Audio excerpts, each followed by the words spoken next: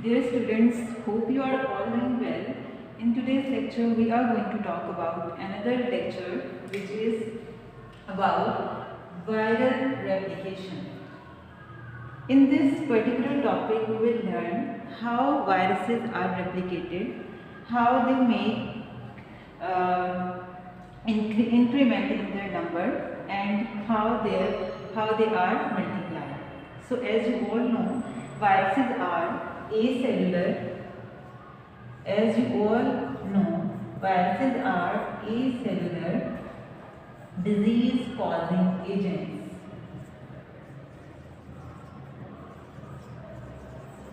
What are viruses? They are not organisms. They are not organisms. Basically, they are acellular disease-causing agents, means they cannot multiply by their own. They always need a host, or they always need an organism in the body of which they reside, and the genetic material of that organism used by the viruses, and by this process they multiply.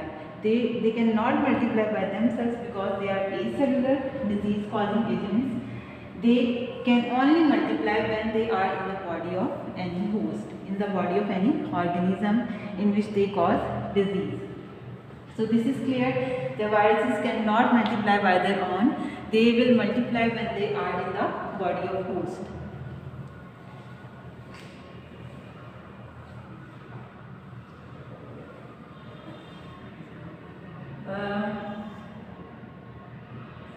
So there are various stages of viral replication, and we will discuss all these stages one by one in this lecture, and we will see that how a virus, when it will infect any organism, how it is multiplied. So the first stage of the virus replication is adsorption, and the second stage of the viral multiplication is penetration. Means these are the stages which are followed by the viruses for their multiplication. I am just going to write the name of the various stages first, and after them we will discuss them with explanation one by one. The first stage of the viral replication is adsorption. The second one is penetration. The third stage is biosynthesis. Biosynthesis of viral components. And the fourth stage is assembly. And the last stage is release, in which mature viruses release from the host cell.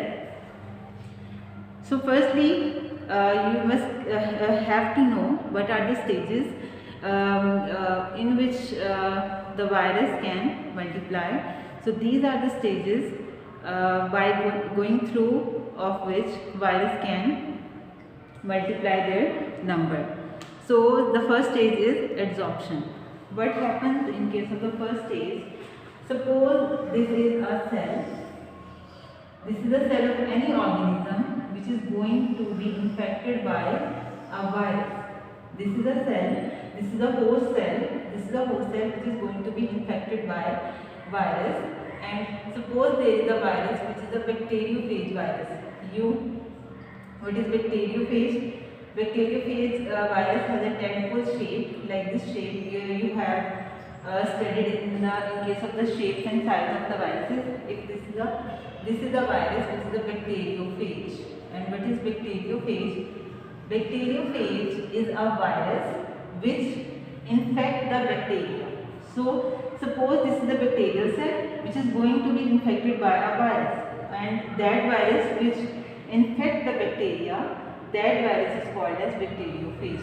Like the name represents, bacterium in bacteria and phage mean virus. Bacterium in bacteria and phage mean virus. So what does it mean? What does it meant by bacteriophage? The virus which will infect the bacteria. So coming towards our main topic, which is about the viral replication, the first stage or the first step of the virus infection to any cell, to any host cell, whether it is bacteria or any other organism, the first step of the viral infection is adsorption. What is meant by adsorption? In adsorption means attachment with any surface. Attachment. What is meant by adsorption? Adsorption means attachment. So in the first step, virus is going to be attached itself with the host cell, and this stage is called as adsorption. The first stage in which virus attach itself with the host cell at a specific receptor site is called adsorption. Keep it in your mind that the site of the host cell in which the virus is going to be attached, that site would be a specific site, and how that site would be a specific site means that site might have a specific type of the protein. Suppose if the virus is going to attach at this site of the host cell, so this site has the specific type of the protein which act as a receptor protein for the virus. So this step is called as adsorption, in which virus attach itself with the host cell. The second step of the viral infection is penetration.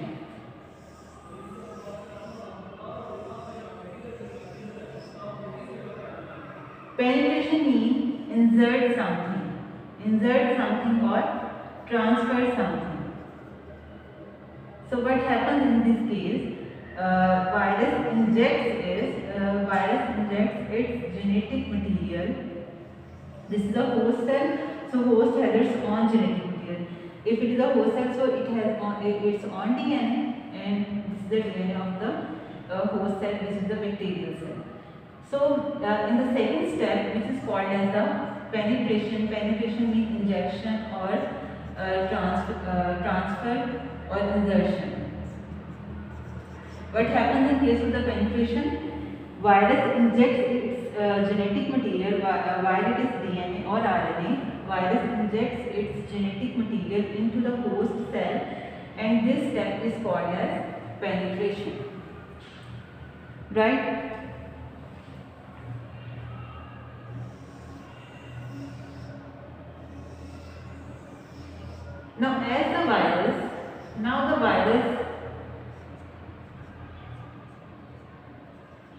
Now the virus injects its genetic material inside the host cell, and this injection of the insertion of the genetic material is called as the penetration. And now you can see inside the host cell, this viral DNA. This viral DNA is uncoated. Inside the host cell, you can see this viral DNA or RNA is uncoated, means it has no capsid around it. It is free from the capsid. It is free from its outer coat. The coat of the virus, when the virus gets inside of any host cell, it just injects its genetic material inside the host cell, while all the other parts of the virus like capsid, tail or tail fibers, they remain outside. So now inside the host cell, viral DNA is free from the capsid. You can see in this diagram. Inside the host cell, viral DNA is free from the capsid. Its protein coat is not present over here, so we call it viral uncoating. Right? And the viral uncoating will take place in the biosynthesis of viral components. Now what will happen? You all know that genetic material is the base of any organism. Like DNA is responsible for making the protein further, and is responsible for making the messenger RNA. Now the viral genetic material attach itself with the bacterial or the host genetic material, and it starts making messenger RNA. means DNA will make, if this is the DNA virus, so it will make the messenger RNA, and messenger RNA will further make the protein. And after making the protein, when the viral genetic material attach itself with the bacterial genetic material, so when the bacterial genetic material multiply, viral genetic material will multiply and it will make all the necessary components of virus.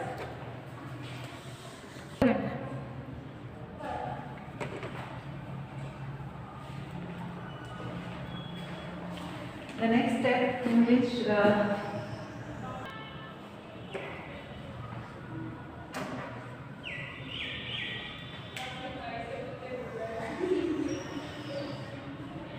after the formation of the protein, all the viral components will be synthesized, like viral protein coat, capsid, its tail and tail fibers.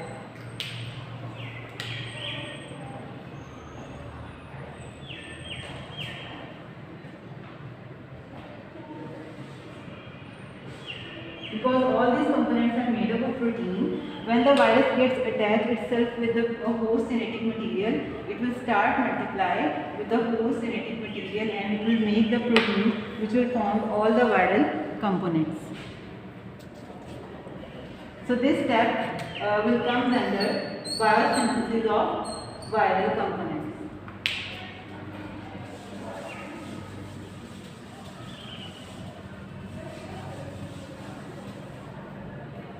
The next step is assembly. When all the viral components will synthesize, when the critical number of the viral components will synthesize, so all the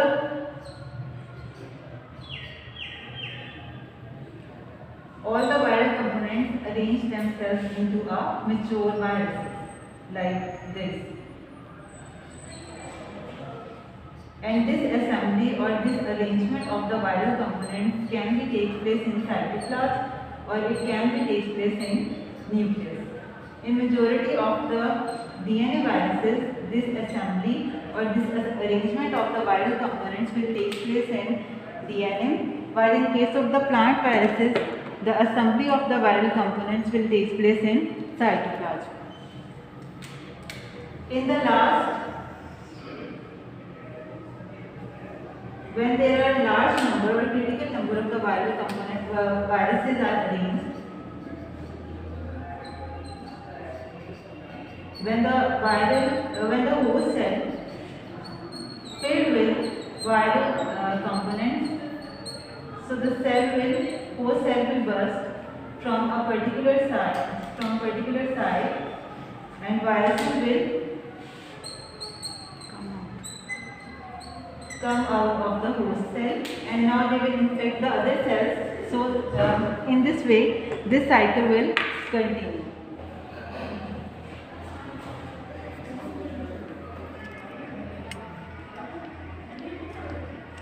So in the diagram you can see in the last step, when viruses will be in the large amount in the host cell, the cell will burst from a particular side and the virus will come out from it, and now it will start infecting the other host cell. So this is how the viral replication will continue from cell to cell.